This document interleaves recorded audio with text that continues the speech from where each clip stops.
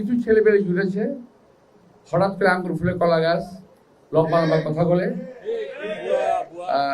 তো অনেক বড় বড় লম্বা লম্বা কথা বলে ওরা, এবং কোনো কথা নাই। ঘুম থেকে উঠেই আল্লাহর নাম নেয় কিনা আমি জানি না ভাই, আমার নাম প্রথম নেয়। আরে ভাই, ঘুম থেকে উঠে আল্লাহর নাম নাও, নামাজ পড়ো, দোয়া করো, একটা মানুষের প্রশংসা করো, তারপর বেরোতে বাড়ি থেকে বেরো কাজ করতে। এখন ওরা শুরু করে আমার নাম নিয়ে। ভাই আপনি দেখেন, এখন যদি সোশ্যাল মিডিয়া খুলেন দেখবেন যে আমাকে বেদম বকাবকি উঠতেছে। পৃথিবীতে আর কোনো কাজ নাই মির্জা আব্বাসে বকা ছাড়া। মির্জা আব্বাস এইটা, মির্জা আব্বাস সেটা। আরে ভাই, তুমি তো চাঁদপুর থেকে সেদিন আসছো বাংলাদেশে, ঢাকায়, আর এই যে আমার সামনে লোকগুলো বসা আছে, এরা বহুদিন যাবৎ এই এলাকায় বসবাস করে।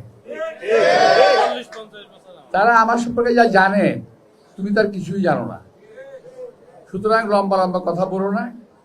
এলাকার গরিব দুঃখী মানুষ আমাকে চেনে, এলাকার অনেক ধনী মানুষ আমাকে চেনে, এলাকার ব্যবসায়ীরা আমাকে চেনে। এলাকার কোনো ব্যবসায়ী কোনোদিন বলতে পারবে না মতিঝিল হলো সারা বাংলাদেশের রাজধানী ঢাকা, ঢাকার রাজধানী মতিঝিল, আর ঢাকার রাজধানী ঢাকা ৮, যার অন্তর্ভুক্ত হল মতিঝিল থানা। এবং পুরা ঢাকা ৮ কিন্তু একটি ব্যবসায়িক হাব, একটা ব্যবসায়িক জোন। কোনো ব্যক্তি, ওই বিশেষ ব্যক্তি ছাড়া, যিনি এখানে অতিথি পাখি হয়ে এসেছেন, উনি ছাড়া এই ঢাকা শহরের কোনো ব্যক্তি বলতে পারবে না কোনো স্বার্থের জন্য মির্জা আব্বাসকে এক কাপ চা খাওয়াতে পারছে তারা। কোনো ব্যক্তি বলতে পারবে না ইনশাল্লাহ।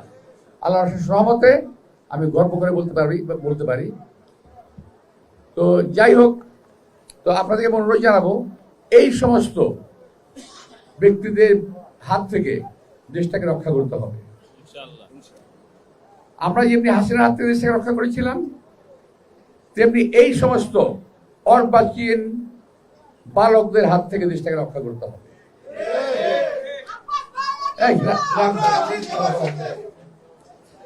তো এখন এই জন্য যুদ্ধ করার প্রয়োজন নাই, ভোট দরকার। আন্দোলন করার প্রয়োজন নাই, ভোট দরকার।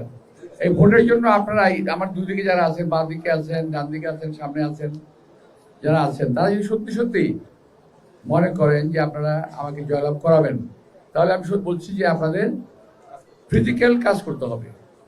অর্থাৎ বাসায় বাসায় গিয়ে আমার সম্পর্কে, দল সম্পর্কে, দেশ সম্পর্কে তাদেরকে বোঝাতে হবে। পারবেন করতে?